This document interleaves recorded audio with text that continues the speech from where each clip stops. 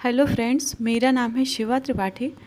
Friends, अगर आप NTA UGC net JRF की तैयारी हिंदी विषय से कर रहे हैं तो आप मेरे इस channel Hindi net JRF preparation से अवश्य जुड़ें। फ्रेंड्स, अगर आप चैनल पर नए हैं तो चैनल को सब्सक्राइब करें, साथ ही बेल आइकन को प्रेस कर लें ताकि हमारे आने वाले वीडियोज़ का नोटिफिकेशन सबसे पहले आपको मिले। और फ्रेंड्स, वीडियो पसंद आए तो लाइक शेयर करें ताकि हमारे अन्य मित्र भी इससे लाभान्वित हो सकें। साथ ही मेरे पढ़ाने में जो भी कमी आपको दिखे तो कमेंट बॉक्स में लिखें ताकि मैं अपनी आगे की वीडियोज़ में सुधार लाने की कोशिश कर सकूं। तो फ्रेंड्स, हम चलते हैं अपनी टॉपिक की। तो हम पिछली वीडियोज़ में नेट जेआरएफ हिंदी पाठ्यक्रम में लगे मध्यकालीन भारतीय आर्य भाषा को देख लिया था। तो आज हम उन्हीं भाषाओं की विशेषताओं के बारे में पढ़ेंगे। तो सबसे पहले हम पाली को देख लेते हैं, पाली भाषा को। पाली भाषा मध्यकालीन भारतीय आर्य भाषा के अंतर्गत आती है। संस्कृत काल में जो बोलचाल की भाषा थी, आगे चलकर उसी भाषा को पाली के नाम से जाना जाने लगा। बौद्ध ग्रंथों में पाली का जो रूप मिलता है वह संस्कृत काल के बोलचाल की भाषा का ही परिष्कृत व शुद्ध रूप था। पाली का अर्थ बुद्ध वचन होने से यह शब्द केवल मूल त्रिपिटक ग्रंथों के लिए ही प्रयुक्त हुआ। पाली में ही त्रिपिटक ग्रंथों की रचना हुई। तो त्रिपिटकों को देख लेते हैं। इनकी संख्या 3 है: शुद्ध पिटक, विनय पिटक, अभिधम्म पिटक। पाली भारत की प्रथम देश भाषा है। पाली भाषा में त्रिपिटक साहित्य के अलावा अट्टकथा साहित्य, मिलिंद, पन्नों, दीपवंश, महावंश आदि ग्रंथ भी अपना महत्वपूर्ण स्थान रखते हैं। पाली भाषा का प्रचार उत्तरी भारत से लेकर बर्मा, लंका, चीन, तिब्बत आदि देशों में विस्तारित है।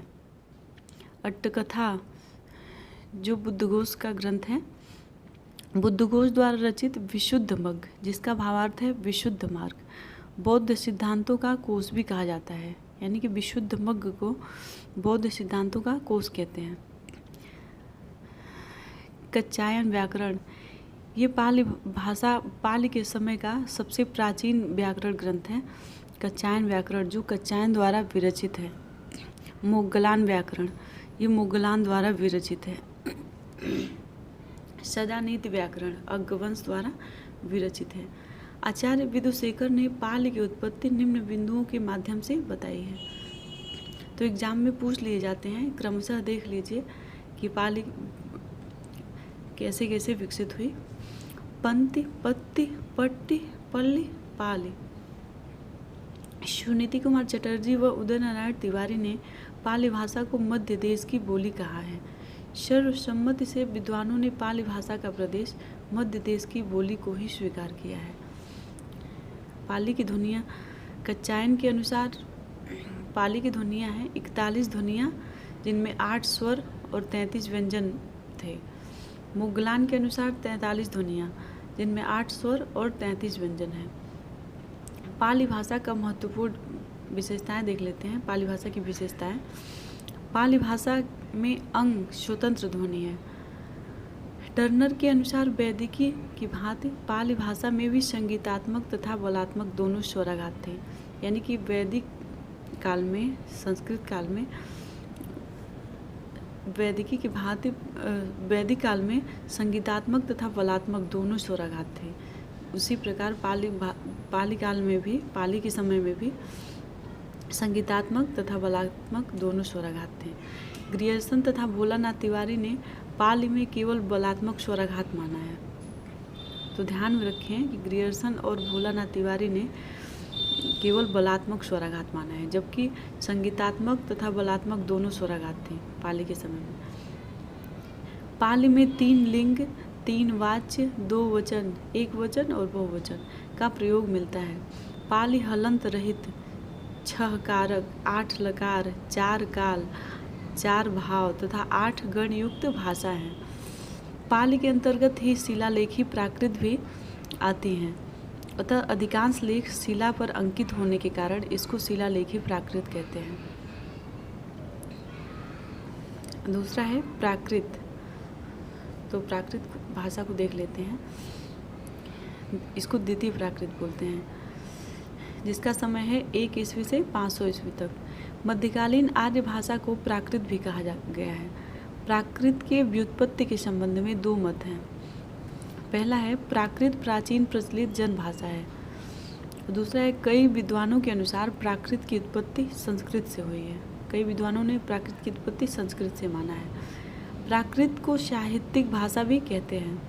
प्राकृत भाषाओं के विषय में सर्वप्रथम भरत मुनि ने नाट्यशास्त्र में विचार किया। भरत मुनि ने अपने नाट्यशास्त्र में 7 मुख्य प्राकृत तथा 7 गौड़ विभाषा को चर्चा की। तो मुख्य प्राकृत को देख लेते हैं भरत मुनि के। पहला है मागधी, दूसरा है अवंतिजा, तीसरा है प्राच्या, चौथा है शूरसेनी जिसको सौरसेनी बोलते हैं, वाहलिक, अर्धमागधी और 7वां है दाक्षिणात्य जिसको महाराष्ट्री बोलते हैं। सर्वप्रथम प्राकृत व्याकरण वररुचि जिनका समय है, वररुचि का समय है 7वीं शताब्दी और वररुचि का ग्रंथ है व्याकरण ग्रंथ। वररुचि का व्याकरण ग्रंथ है प्राकृत प्रकाश। प्राकृत प्रकाश में ही वररुचि में प्राकृत भाषा के 4 वेद बताए हैं। तो देख लेते हैं कौन कौन से वेद बताए हैं। महाराष्ट्री, पैसाची, मागधी, सौरसेनी। हेमचंद्र ने प्राकृत व्याकरण ग्रंथ में 3 वेद बताए हैं, आरसी, अर्धमागधी, चूलिका, अपभ्रंश। हेमचंद को प्राकृत का पाणिनि माना जाता है। हेमचंद की चूलिका पैसाची को ही आचार्य दंडी ने भूत भाषा कहा है। यानी कि हेमचंद की जो चूलिका पैसाची है उसको आचार्य दंडी ने भूत भाषा कहा है। प्राकृत से जिन भाषाओं का विकास हुआ उनकी विशेषताएं देख लेते हैं। तो सबसे पहले महाराष्ट्री को देख लेते हैं। महाराष्ट्री को प्राकृत व्याकरणों ने आदर्श, परिनिष्ठित तथा मानक प्राकृत माना है। इस प्राकृत का मूल स्थान महाराष्ट्र है। डॉक्टर हार्नले के अनुसार महाराष्ट्री का अर्थ महान राष्ट्र की भाषा है। महाराष्ट्री प्राकृत में लिखी गई मुख्य कृतियां हैं जो कि बहुत प्रसिद्ध कृतियां हैं। गाहा सप्तशती जिसका भावार्थ है गाथा सप्तशती, ये हाल कवि की रचना है। और हेमचंद्र जी द्वारा रचित कुमारपाल प्रतिबोध जो कि महाराष्ट्री प्राकृत में रचित है। सौरसेनी प्राकृत के बारे में देख लेते हैं और उनकी विशेषताओं के बारे में। सौरसेनी मूलतः सूरसेन या मथुरा के आसपास की बोले थे। मध्य देश की भाषा होने के कारण सौरसेनी का बहुत आदर था। डॉक्टर पीसेल के अनुसार सौरसेनी का विकास दक्षिण में हुआ। सौरसेनी मूलतः नाटकों के गद्य की भाषा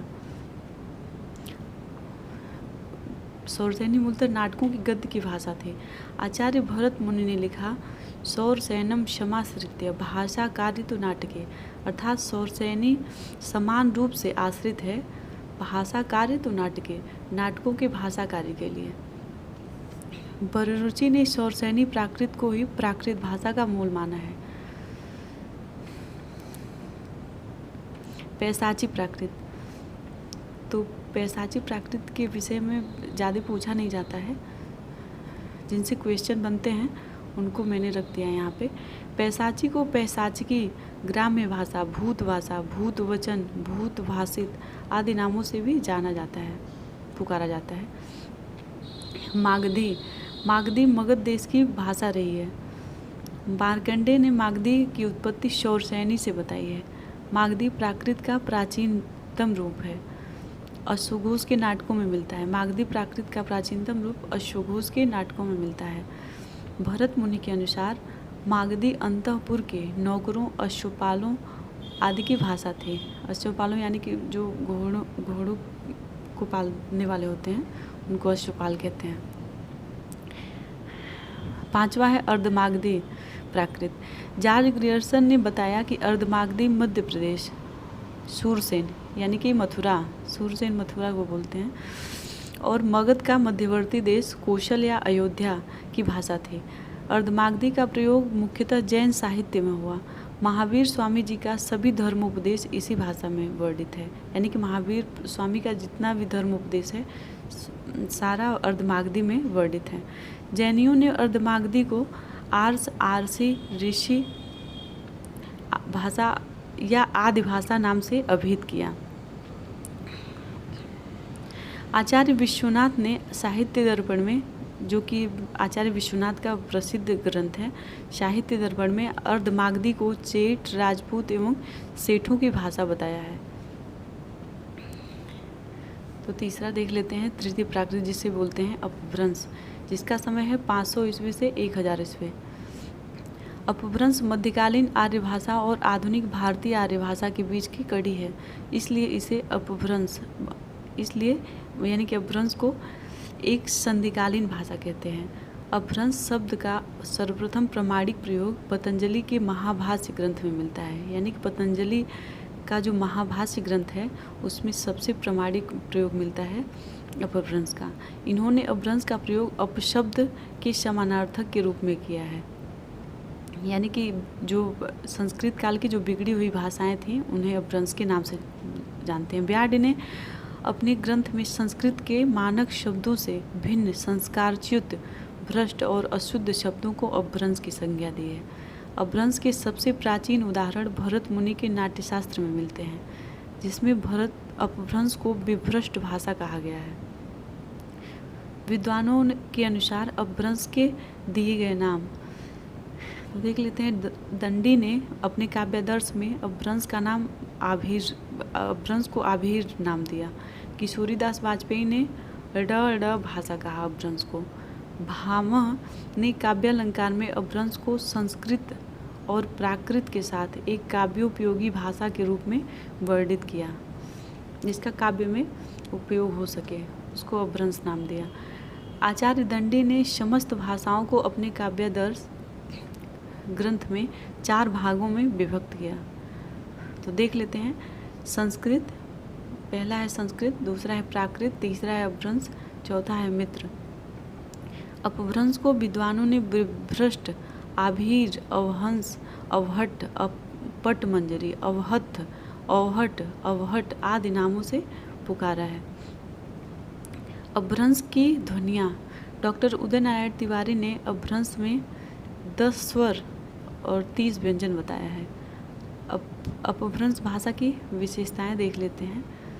अपभ्रंश को उकार बहुला भाषा कहा गया है। अपभ्रंश वियोगात्मक हो रही थी, अर्थात अपभ्रंश में विभक्तियों के स्थान पर स्वतंत्र परसर्गों का प्रयोग होने लगा था। अपभ्रंश में 2 वचन यानी कि एक वचन और बहुवचन, 2 लिंग, पुल्लिंग और स्त्रीलिंग मिलते हैं। तो फ्रेंड्स, वीडियो अगर पसंद आए तो अपना एक लाइक अवश्य करें, ताकि हम भी मोटिवेट होते रहें। तो आज के लिए बस इतना ही, मिलते हैं अगले वीडियोज़ में, तब तक के लिए धन्यवाद।